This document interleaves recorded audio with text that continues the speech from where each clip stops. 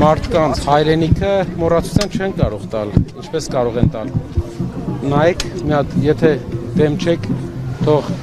օպերատորները ցույց տան ինչա կատարվում այնտեղ։ Այս պահին տեսեք երեխաները ինչ են անում։ Սա է ցուցիչը, որ ոչ մեկ չի կարող մոռանալ տալ։ Տեսեք։ Հիշենք, որ Նիկոլ Փաշինյանն էր, որ ասում էր Արցախը Հայաստանը երկրորդ եւ հիմա ասում են դա իրենց սխալն է, որ Ղարաբաղը ճանաչում էին Հայաստանի կազմում եւ դա եղավ ցուցիչը։ Իսկ մեր սխալը որն էր։ Մեր սխալը երևի էր, որ իրենց վստահեցինք մեր երկրի անվտանգությունը։ Մեր սխալը պետք է որ առաջ դզենք, որ այլևս էլ չվստահենք իրենց մեր երկրի անվտանգությունը, որովհետև ամեն անգամ սխալ կատարելուց հետո իրենք ասում են սա եմ սխալվել, հետո ասում են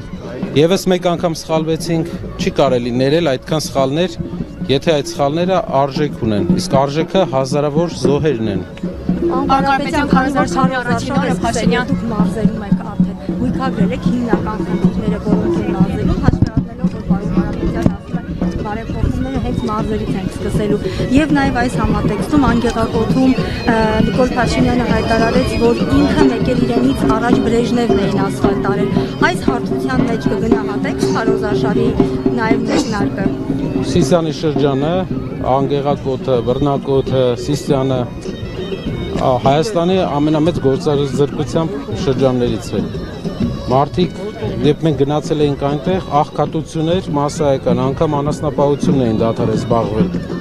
Ինչի մասին է խոսքը, ինչ ռեմոնտ, ինչ ասֆալտ։ Մենք պետք է մարդկանց աշխատանքով ապահովենք եւ ունենք ծրագիր Սիսիանի շրջանի եւ Սիսիան քաղաքի եւ հարակից գյուղերի հետ կապված։ Այսօր երեկոյան լինելու ենք այնտեղ եւ պատմելու ենք թե ինչ ծրագիր ունենք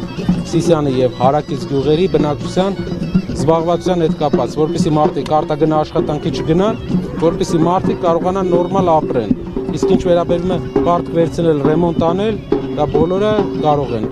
Իսկ ինչպես եք գնահատում այսօր իշխանության եւ հասարակության հետ կապը, շփումը, դուք էլ նույն կերպ եք շարունակելու շփվել, թե ինչ որ կառույցներ կլինեն, որ ավելի այսպես մասսայական, ոչ անձնապես նամակով կդիմեն կամ այսպես հանդիպումների ժամանակ, ինչպես եք պատրաստվում։ Տեսեք, Հայաստանում